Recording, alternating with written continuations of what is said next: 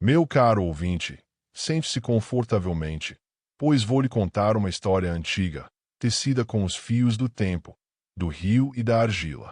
É a história de Abraão, ou Abrão, como era chamado em sua juventude, antes que o chamado de um Deus único ecoasse em sua alma e o impulsionasse para terras desconhecidas. Mas para entender o homem que se tornaria o patriarca de nações, precisamos voltar ao início, ao coração pulsante da Mesopotâmia, onde os rios Tigre e Eufrates se entrelaçam como serpentes ancestrais, regando as planícies férteis que deram à luz a primeira grande civilização da humanidade, a Suméria. Ali, há mais de 4.000 anos, erguia-se a cidade de Ur, um farol de vida e mistério, onde Abraão abriu os olhos para o mundo. Imagine-se caminhando pelas portas dessa metrópole antiga, no alvorecer do segundo milênio antes de Cristo. Ur não era um vilarejo esquecido, era uma joia reluzente, com muralhas altas de tijolos cozidos ao sol, protegendo uma população de dezenas de milhares de almas. Os canais artificiais, como veias de água viva, cortavam a terra seca, transformando o deserto em jardins exuberantes de cevada dourada, trigo ondulante e palmeiras carregadas de tâmaras doces. Esses canais eram obras de engenharia genial, cavados pelas mãos de gerações que aprenderam a domar os rios caprichosos, evitando as inundações devastadoras que podiam engolir vilas inteiras em uma noite de fúria divina. Abraão, nascido nessa era de prosperidade, cresceu à sombra dessa abundância, sentindo o cheiro úmido da terra irrigada misturado ao aroma de pão fresco assando em fornos de barro. No centro de Ur, dominando o horizonte como um gigante escalonado, erguia-se o grande zigurate, uma pirâmide de degraus imensos dedicada a Nana, o deus da lua, também conhecido como Sin. Esse monumento colossal, construído por um rei visionário chamado Ur-Nammu, media dezenas de metros de altura, com rampas íngremes que levavam ao templo no topo, onde os sacerdotes velavam sob o manto estrelado da noite. Para Abraão, menino curioso correndo pelas ruas estreitas, o zigurate era mais que uma estrutura de tijolos. Era uma ponte entre a terra e os céus, um lugar onde os deuses pareciam sussurrar segredos aos mortais.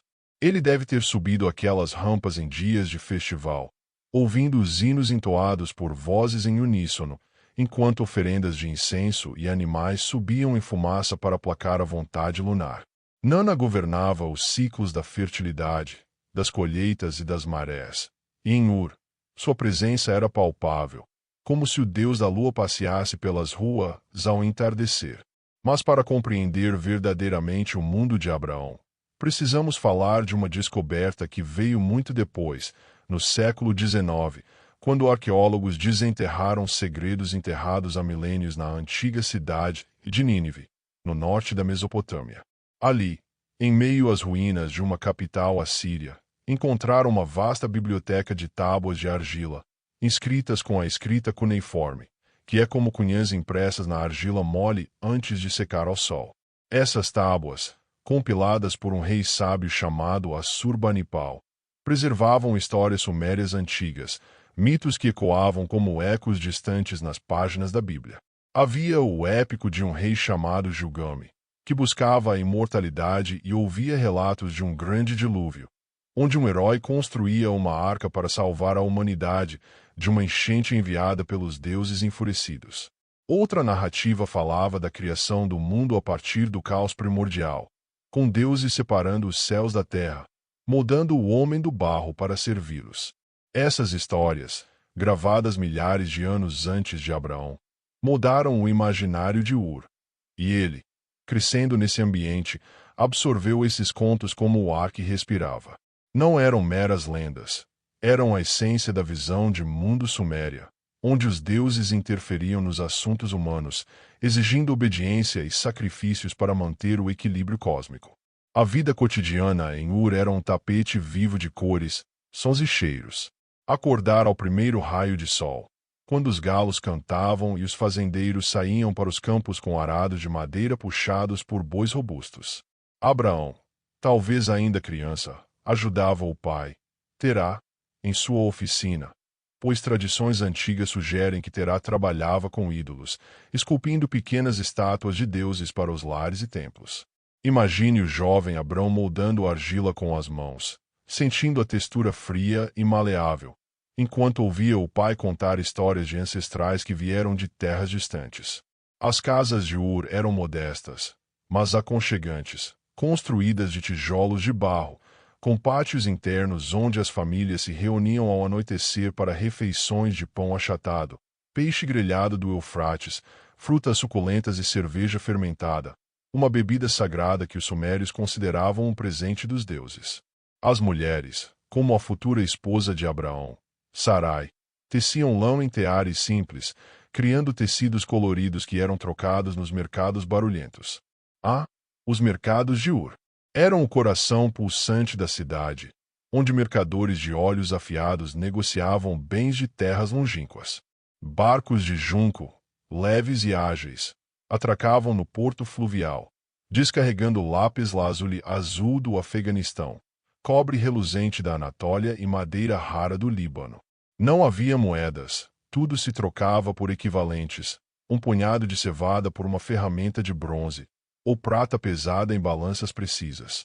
Abraão deve ter vagado por esses bazares, ouvindo idiomas misturados, sumério, acádio e talvez os primeiros sussurros semitas de sua própria linhagem. Os artesãos trabalhavam incansavelmente, ferreiros martelando metal quente, joalheiros incrustando pedras preciosas em colares que brilhavam como estrelas caídas. E ao fundo, sempre, o zigurate vigiando, lembrando que a prosperidade vinha da bênção divina. A sociedade suméria era como uma pirâmide social, espelhando o zigurate. No topo, o rei, visto como um intermediário dos deuses, governando com autoridade quase divina. Abaixo, os sacerdotes, guardiões dos templos, que interpretavam presságios nas entranhas de animais ou no movimento das estrelas. Nobres e escribas vinham em seguida, esses últimos, uma elite educada, aprendendo a arte da escrita cuneiforme em escolas anexas aos templos.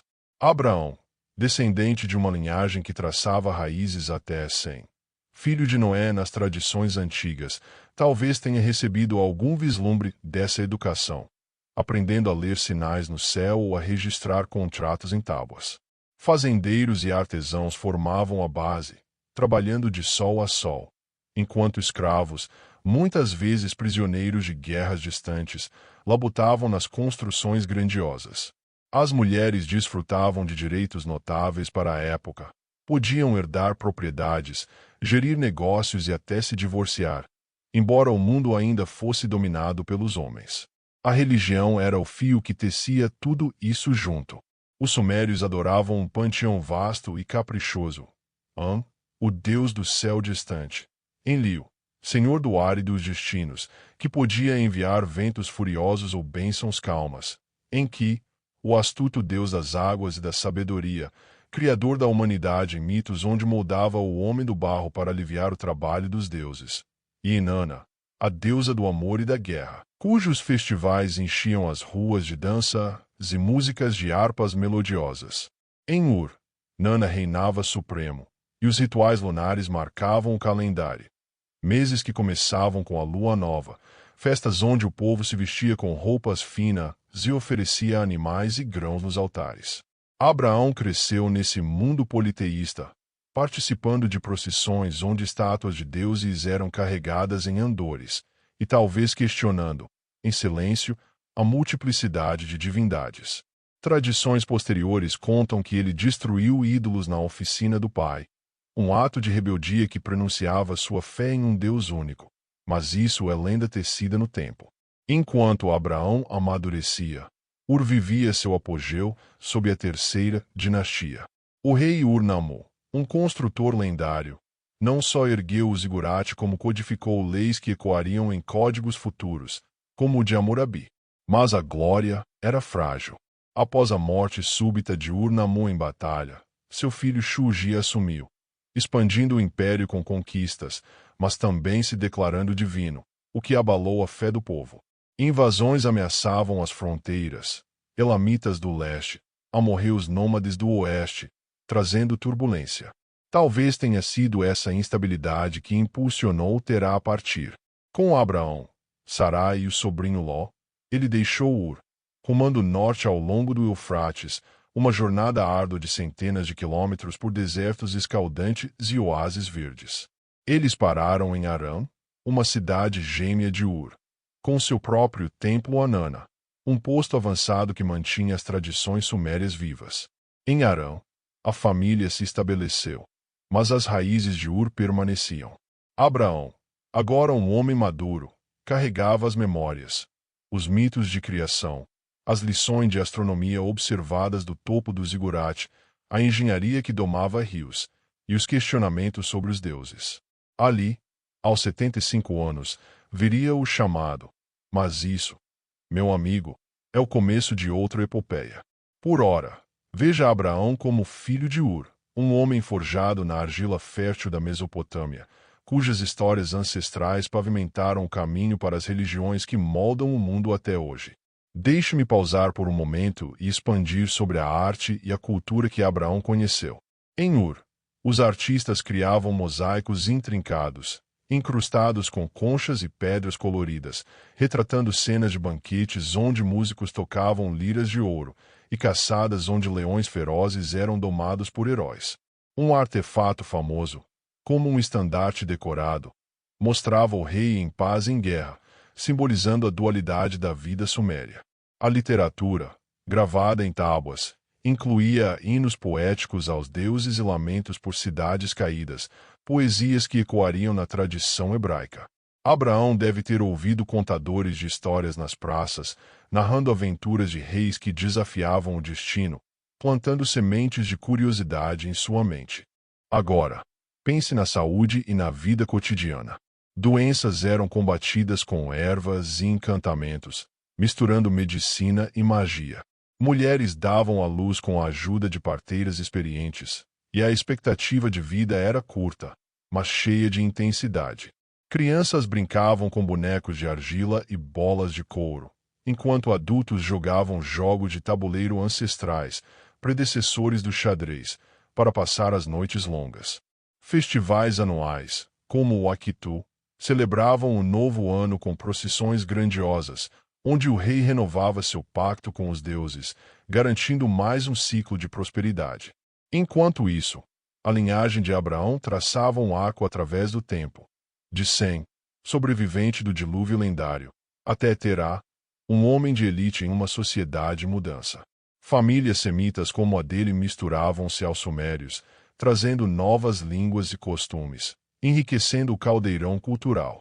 Em Arã, eles encontraram refúgio, mas o declínio de Ur, com o colapso da dinastia por volta de 2004 a.C., marcou o fim de uma era dourada. Invasores saqueavam templos, canais secavam, e o povo migrava em busca de novos horizontes. Assim, Abraão, antes do chamado, era um elo vivo nessa cadeia. Um homem comum em um mundo extraordinário, cujas experiências em Ur forjaram o espírito que o levaria a Canaã. Essa é a raiz oculta, a fundação sobre a qual se ergue a grande narrativa das fés abraâmicas. Permita-me levá-lo de volta a um tempo de poeira e estrelas, ao coração da Mesopotâmia, onde o jovem Abrão, ainda não transformado pelo chamado divino, embarcou em uma jornada que mudaria o curso de sua vida e da história. Estamos no final do terceiro milênio antes de Cristo, na cidade de Ur, uma metrópole reluzente da Suméria, onde os rios Tigre e Eufrates abraçam a terra fértil, sustentando uma civilização de templos imponentes e mercados vibrantes.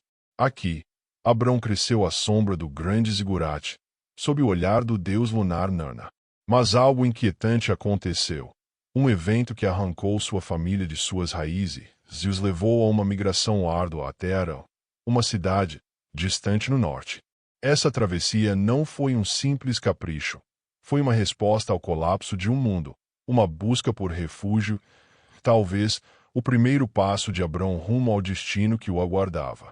Vamos mergulhar nessa história, explorar os detalhes dessa migração e pintar a cena com as cores, sons e perigos de uma das jornadas mais significativas da antiguidade. Era por volta de 2004 a.C., ou talvez um pouco antes, quando Terá, o pai de Abrão, tomou uma decisão que ecoaria através dos séculos. A Bíblia, em Gênesis 11:31, nos diz com simplicidade: tomou Terá a Abrão, seu filho, e a Ló, filho de Arão, seu neto, e a Sarai, sua nora, mulher de Abrão, seu filho, e saiu com eles de Ur dos Caldeus, para ir à terra de Canaã. E vieram até Arã, e habitaram ali. Mas por trás dessas poucas palavras, há um mundo de complexidade, risco e transformação. Ur, a cidade natal de Abrão, era uma potência na terceira dinastia, governada por reis como Ur-Namu e seu filho Shuji. Sob seu reinado, a cidade floresceu com canais de irrigação, comércio de lã e lápis-lazuli, e um zigurate que dominava o horizonte como uma montanha sagrada. No entanto, esse esplendor estava sob ameaça. Invasões elamitas do leste e incursões de nômades amorreus do oeste começavam a corroer a estabilidade da Suméria. Shuji, que se proclamou divino, enfrentava revoltas internas e crises econômicas, com templos sendo negligenciados e a fé do povo abalada. O colapso final da dinastia, por volta de 2004 a.C., marcou o fim de uma era, com Ur saqueada e seus canais entupidos de lama. Foi nesse cenário de incerteza que Terá decidiu partir. Mas por quê? A Bíblia não explica diretamente, mas o contexto histórico nos oferece pistas. Talvez a família de Terá, possivelmente parte de uma elite de artesãos ou comerciantes, há tradições que sugerem que ele fabricava ídolos, tenha sentido a pressão econômica do declínio de Ur. Os impostos aumentavam, os mercados encolhiam, e as invasões traziam medo. Ou talvez Terá, como muitos outros, buscasse oportunidades em terras mais seguras, onde as rotas comerciais ainda prosperavam. Arã, a quase 1.000 quilômetros ao norte, na atual Turquia, era um destino lógico. Não era uma cidade qualquer. Era um posto avançado cultural da Suméria, um espelho de Ur, com seu próprio templo dedicado a Nana, o deus da lua. Para uma família devota às tradições sumérias, Arã oferecia continuidade, um lugar onde poderiam manter suas práticas religiosas e seu modo de vida sem rupturas bruscas. A jornada, no entanto, não foi um passeio tranquilo. Imagine Terá, um homem de meia idade, liderando sua caravana.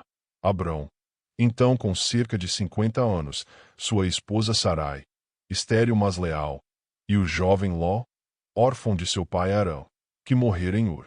A caravana incluía servos, possivelmente escravos, e rebanhos de ovelhas e cabras, essenciais para a sobrevivência de uma família nômade.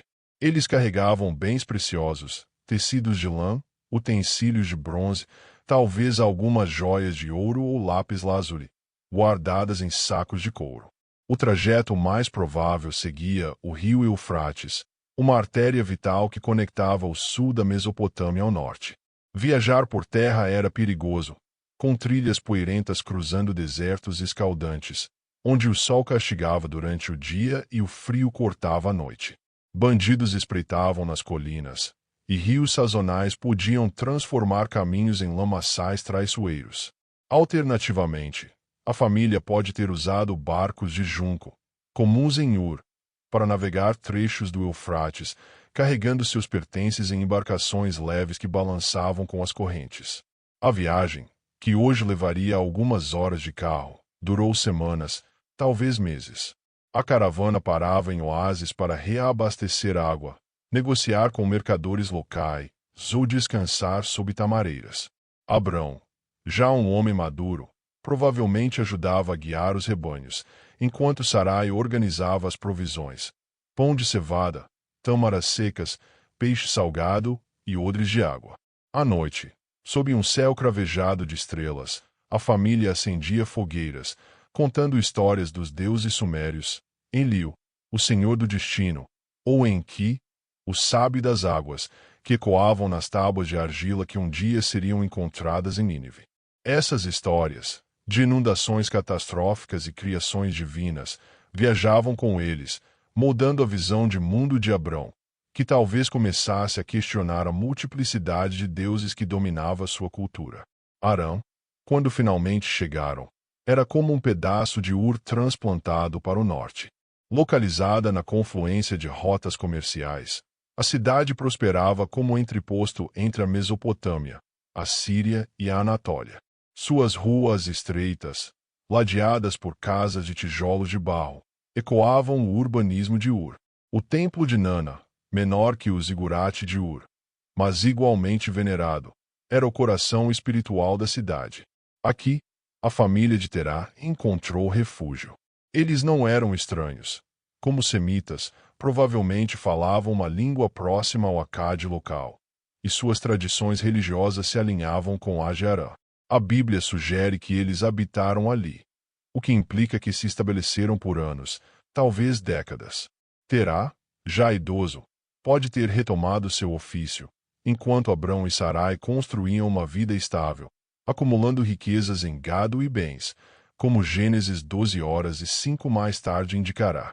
Mas a vida em Harã não era apenas uma continuação de Ur. A cidade era um caldeirão cultural, onde nômades amorreus, mercadores hititas e pastores locais se misturavam. Abrão, agora um líder em sua família, deve ter aprendido a negociar com esses povos, trocando lã por ferramentas ou contratando guias para proteger suas caravanas. A estabilidade de Arã, no entanto, contrastava com o tumulto que engolia a Suméria ao sul. Enquanto a família se adaptava, notícias de Ur chegavam. A cidade fora saqueada pelos elamitas, seus templos profanados, seus canais obstruídos.